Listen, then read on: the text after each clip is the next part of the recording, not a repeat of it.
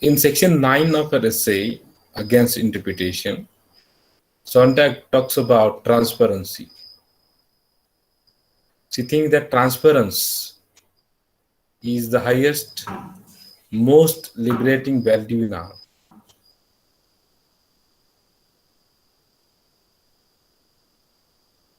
And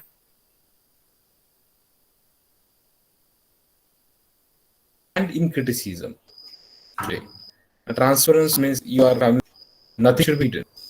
Transparency means experiencing the luminousness of the thing in itself, of the thing being what they are. So that is what she defines. That is how she defines transparency. Here, it means experiencing the luminousness. Luminous means the bright side of the thing in itself, and of things being what they are.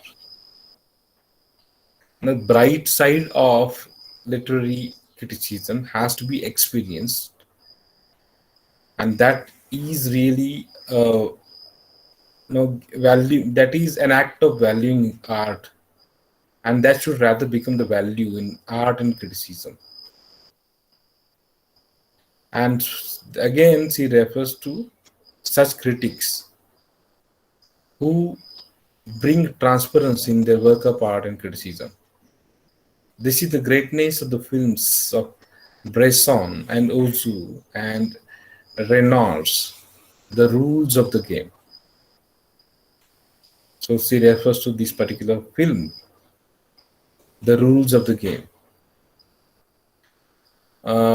Further, once upon a time, it must have been a revolutionary and creative move to design works of art so that they might be experienced on several levels.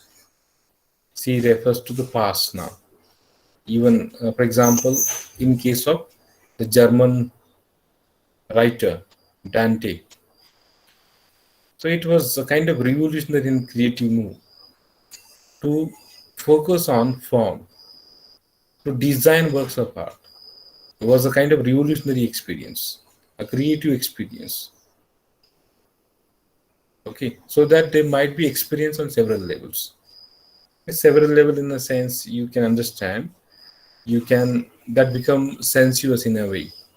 You can experience by using your sense organs, but now it is not. So she talks about the past. In present, we do not come across such kind of revolutionary and creative move. It reinforces the principle of redundancy. Okay, that is the principal affliction of modern life. Now, at present, there is a kind of redundancy. Now, redundancy is a figure of speech you must be knowing. In stylistics, you must have come across, or you are reading the literary concepts. Redundancy means repetition of the same things. Something become redundant, boring. So, because of this, means there is no revolutionary and creative move. Modern art become, or modern life become redundant. Okay, so there is a kind of tragedy in modern life, affliction. Uh, Actually, this should be PLE. We shall correct it as it is principle here. The same spelling should have been there. So by mistake, it has become PAL. So again, C goes into past. Once upon a time when high art was scarce, was very rare. High art was very rare. It must have been a revolutionary and creative move to interpret works of art. Actually, I'm sorry for the repetition again. So what we decidedly do not need now is further to assimilate art into thought, art into culture. Okay. Now, what is needed at this juncture is to assimilate art into thought, or worse it, art into culture. We should not do that. Means we need, do not need how to make art and thought one and same, art and culture one and same.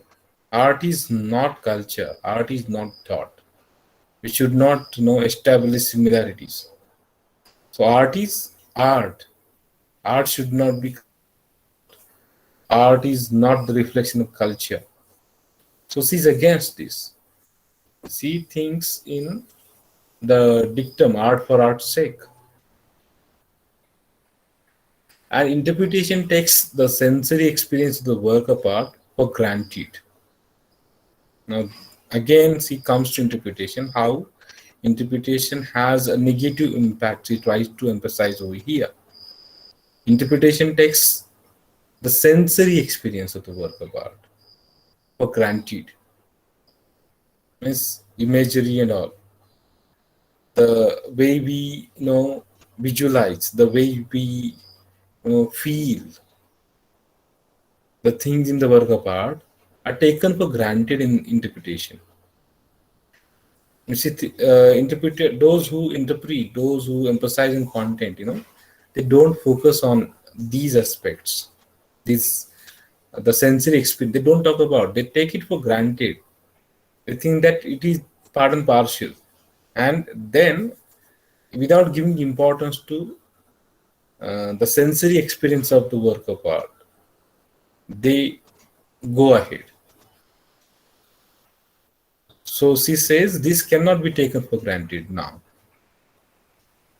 Think of the sheer multiplication of works of art available to every one of us, superadded to the conflicting tastes and odors and sights of the urban environment that bombard our senses. So she talks about this relevance of imagery, the things which appeal to our eyes, appeal to our senses, our taste. Okay, so she thinks that these things are very important and they add to the value of the art.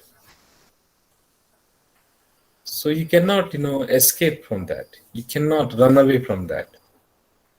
And these things are becoming the integrated aspects of the work of art. So ours is a culture based on excesses, on overproduction. The result is a steady loss of sharpness in our sensory experience. So we have become too materialistic. He refers to American culture especially here. Means it is the culture of excess, overproduction, and because of this excessive materialism, the sensory experience and its sharpness is lost. Means we are unable to feel, we are unable to see. You are, I hope you know imagery in literature as a figure of speech. We have talked about tactile imagery, olfactory imagery, gestaltic imagery, okay, visual imagery, auditory imagery, kinetic imagery. So all these are types of imagery, and they are experienced through our sensory experience. No, they are sense organs, I can say. So the sharpness of our sensory experience is lost because of the excessive importance of materialism. All the conditions of modern life, its material plenitude, its sheer crowdedness, conjoined to dull our sensory faculties. So this is what she says. They come together. Conjoined means to come together. They come together. It's our materialism, the crowd, its sheer crowded modern life, with its materialism and crowdedness, you know, damages our sensory faculties. We are unable to see. We are unable to feel. We are losing that. So, and it is the light of the condition of our senses, our capacities, rather than those of another age. So, she talks about modern conditions. And in this light, It is in this light of condition of our senses. Means we are losing our sensory experiences. In this condition, in the light of this condition, now she talks about the task of the critic, and she assesses the task of the critic by focusing on these conditions. So she thinks that it is important to cover our senses, recover, sorry. It is important to bring back our senses. We are losing our senses. We must be able to see the artistic side. We must learn to see more, to hear more, to feel more. We need to recover our senses as a critic. She's talking about the task of the critic. Our task is not to find the maximum amount of content in a work of art, much less to squeeze more content out of the work than is already there. Means we should not focus, we should not talk about only content to find the meaning, the message. Our task is to cut back content so far so that we can see the thing at all. So instead of focusing on content, rather we should reduce the importance of content so that we can see more, we can hear, we can feel. So the aim of all commentary on art now should be to make works of art more rather than less real to us. And the function of criticism, she talks slightly, lastly, should be to show how it is what it is, even that it is what it is. You should understand this. The function of, I told you, it should be descriptive, not prescriptive. It should show how it is, what it is, how it is what it is, even that it is what it is. Okay, you should understand that. How it is what it is. It goes together, and even that it is what it is. Whatever is there. Rather than to show what it means, we should not tell what it means. So this is again against interpretation, taking a stand against interpretation. It should tell what it is, how it is. And lastly, she concludes uh, by referring to the place of a hermeneutics. In place of a hermeneutics, we need an erotic of art, she says. Hermeneutics is a science of interpretation. We don't need hermeneutics. What we need, you know, an erotics of art. An erotics of art means an experience, sensory experience of art. One should feel it. One should see more. One should hear from it. Okay, this is how she expresses her views on interpretations, hermeneutics.